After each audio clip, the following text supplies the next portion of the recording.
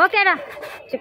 నేను ఈరోజు లంచం ఆశించి కాబట్టి ఈ 3 సంవత్సరాలుగా మేమంతా ఒక టీంగా అందరి రీతిగా ఇచ్చినాక మీరు ఈ సమస్య క్లియర్ చేయాలంటే మీకు లంచం వస్తుందనేసి మేమైతే నమ్ముతాను.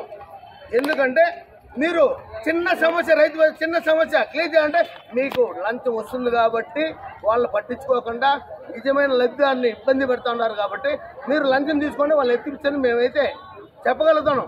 మేమైతే ఆ అధికారి చెప్పలేం, ఆ అధికారి చెప్పలేని పరిస్థితి. ఎందుకంటే మా బాధలు మాకు ఉంటాయి.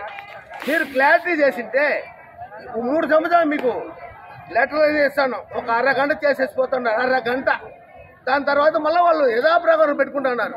మళ్ళీ మీకు ఫోన్ చేస్తే పోండియా, మీరు కొట్టుకోండియా, వాళ్ళు తిట్టండియా, మా దగ్గరికి వస్తారియా. శాశ్వత పరిష్కారం అది చేయలేని పరిస్థితిలో మీరైతే ఇక్కడ ఎవరో ఆశిస్తూ ఉన్నారు కాబట్టి మాకు న్యాయం జరగలేదు. ఎక్కడైనా 1 రోజు 2 రోజులు 3 రోజులు సంవత్సరాల కొద్దీ మాకు ఎవరు న్యాయం చేయాల. అంటే మీకు ఏమన్నా తడుపులు వస్తున్నాయి కాబట్టి రాజకీయాలు ఒత్తిడి వస్తున్నాయి కాబట్టి మీరు చేస్తాను. ఒక ఉదాహరణ చెప్తాను చూడండి. గత ప్రభుత్వంలో ఒక మేడం, ఒక కమిషన్ మేడం పెన్షన్ చేపించింది. ఈ రోజులో కమ్ముల సాక్ష్యం ఒకే 1 నెల రోజులు ఆ మేడం మారిన రోజే రాత్రికే ఆ పెన్షన్ పెరిగేశారు. కారణం రాజకీయ ఒత్తిళ్లు గత ప్రభుత్వం జరిగింది. మాకు వాస్తవంగా తెలుసు. ఇప్పుడు ఒక మేడం శాశ్వత పరిష్కారం చేయమనేసి అడిగింది.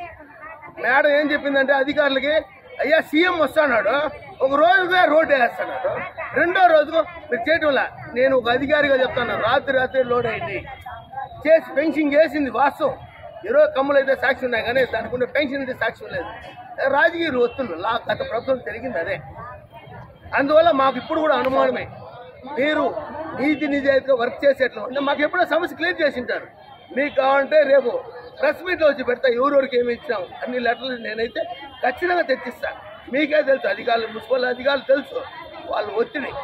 ఈరోజు మొన్న తొక్కిసలాట జరిగింది, దేవస్థానం తొక్కిసలాట జరిగింది.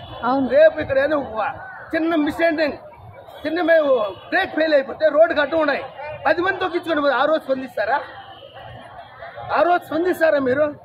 ఒక చిన్న బ్రేక్ ఫెయిల్ అయిపోయింది, 10 మంది రోడ్లు అడ్డం చచ్చిపోతారు, ఆ రోజు స్పందిస్తారా? ఈరోజు స్పందించి రేపు నుంచి క్లియర్ చేస్తే అధికారులు మేము గౌరవిస్తాం, ఈ ప్రభుత్వాన్ని ఎప్పుడు మేము గౌరవిస్తాం. న్యాయం చేయమని అధికారులు కానీ రాజకీయ నాయకులు కానీ నేనైతే పూర్తి వినియోగించుకుంటాను. అటు లేని పక్షంలో మన పోరాటం ఆర్సీపీ దగ్గర పెద్ద పోరాటం చేసి సిద్ధమైనాం. ఈ వారంలో క్లీన్ చేయనప్పుడు మేము కూడా రోడ్లు అమ్ముకుంటే మాకు పర్మిషన్ ఇచ్చాను కలెక్టర్ గారిని, అదిగా నేను కోరుకున్నాను. Thank you.